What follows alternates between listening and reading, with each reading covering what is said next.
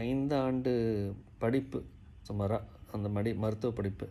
அதை படித்துவிட்டு ஒரு மருத்துவர் வருகின்றார் என்றால், அவருடைய தரத்தை உயர்த்துவதற்கு நுழைவுத் தேர்வில் நீங்கள் வந்து பெரிய அளவில் ஒண்ணும் பண்ண முடியாது. ஆனால் நுழைவுத் தேர்வு நீட் வைத்தா மருத்துவருடைய தரம் உயரும் என்று ஒரு கற்பனையாக ஒரு தேர்வை வைத்தீர்கள்.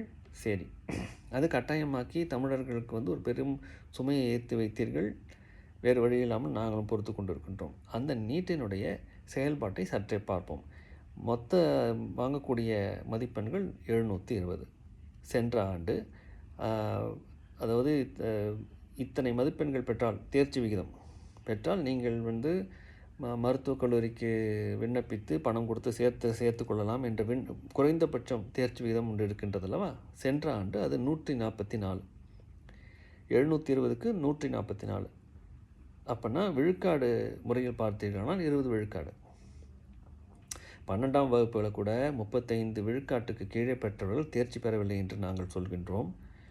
144, அதாவது 20 விழுக்காடு பெற்ற நீட்டில் 20 விழுக்காடு பெற்ற ஒரு மாணவன் ஒரு மருத்துவக் கல்லூரியில் சேர்ந்து பணம் கொடுத்து தான் சேர்ந்து படித்து மருத்துவராக வர முடியும் என்று நீட் சொல்கின்றது. அப்போ வந்து தரத்தை நீங்கள் மேம்படுத்துகிறீங்களா இல்லை குறைக்கிறீங்களா?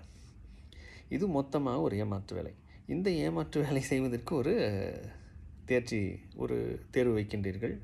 அந்த தேர்வை கூட நீங்கள் வந்து சரியாக நடத்துறதுக்கு வக்கு கிடையாது மைய அரசாங்கத்துக்கு. இந்த ஆண்டு இந்த கேள்வித்தாள் வந்திருக்கின்றது என்று நமக்கு தெரிகின்றது. சென்ற ஆண்டுகள் வரவில்லை என்று நம்ம உறுதியாக சொல்ல முடியுமா? மாட்டாமல் போயிருக்கலாம் இல்லையா? சென்ற ஆண்டும் நடந்திருக்கலாம். இந்த சந்தேகம் நமக்கு இருக்குது.